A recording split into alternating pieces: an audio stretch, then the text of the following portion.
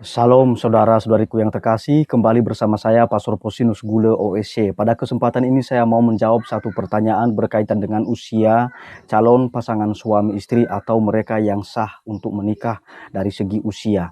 Ada pertanyaan begini, Pastor, berapa sebenarnya usia calon pasangan suami istri menurut Gereja Katolik?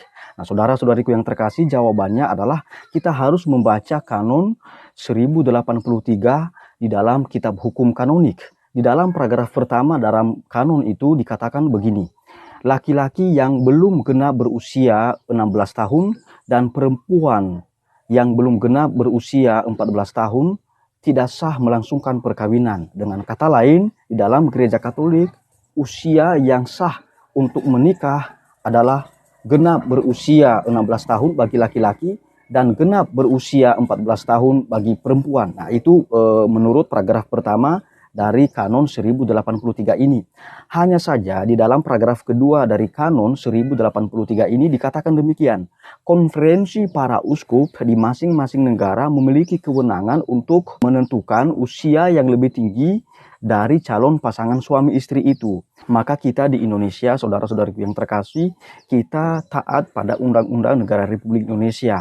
Misalnya di dalam Undang-Undang Nomor 1 Tahun 1974 tentang perkawinan, khususnya di dalam pasal 6 dikatakan di sana bahwa seseorang yang belum berusia 21 tahun ketika melangsungkan perkawinan harus minta izin dengan orang tuanya. Maka kita di dalam Gereja Katolik, kita mentaati itu, maka usia rata-rata mereka yang akan menikah sudah genap 21 tahun.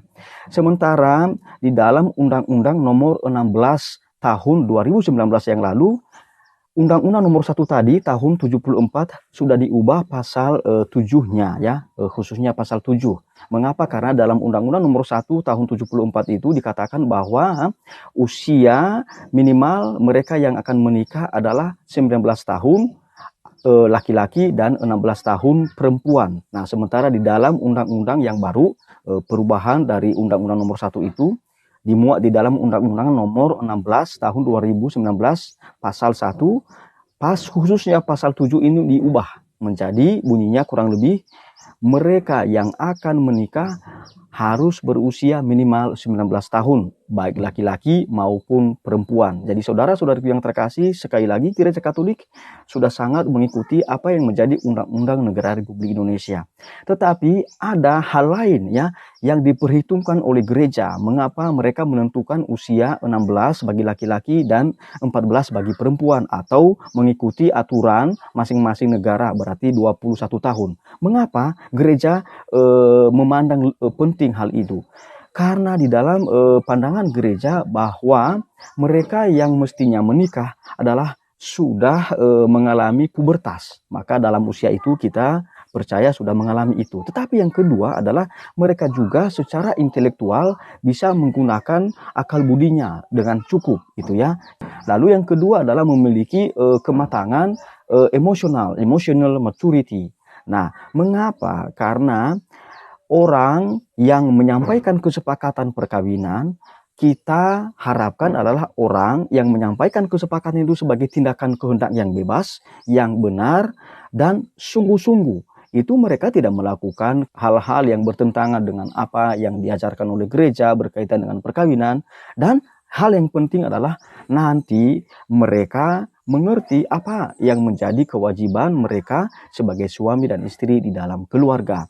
Karena menjadi suami dan istri itu ada banyak tanggung jawabnya. Mendidik anak, merencanakan masa depan, saling menyampaikan, mengkomunikasikan cinta di antara suami dan istri.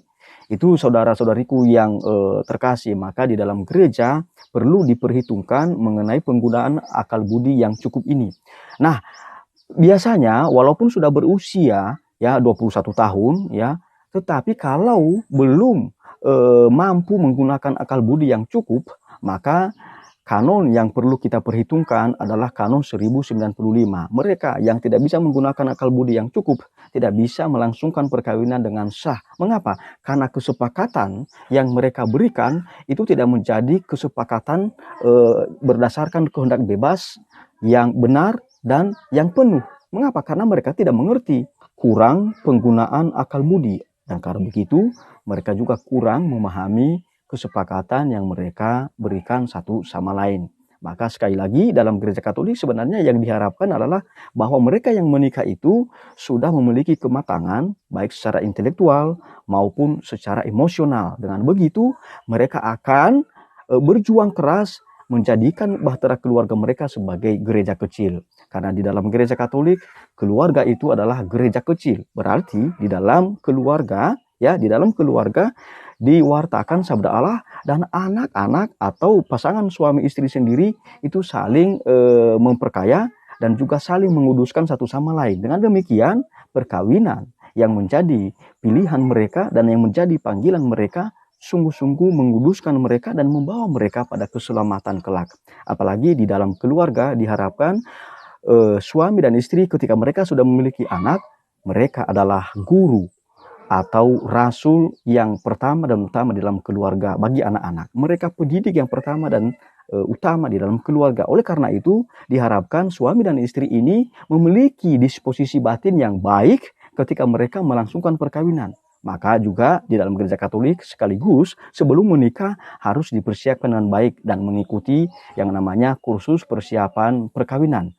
Cukup direncanakan dengan baik oleh gereja, oleh paroki, oleh keuskupan. Mengapa? Supaya orang-orang Katolik, mereka yang menikah menjadi sungguh-sungguh keluarga Kristiani yang menghayati iman Katolik.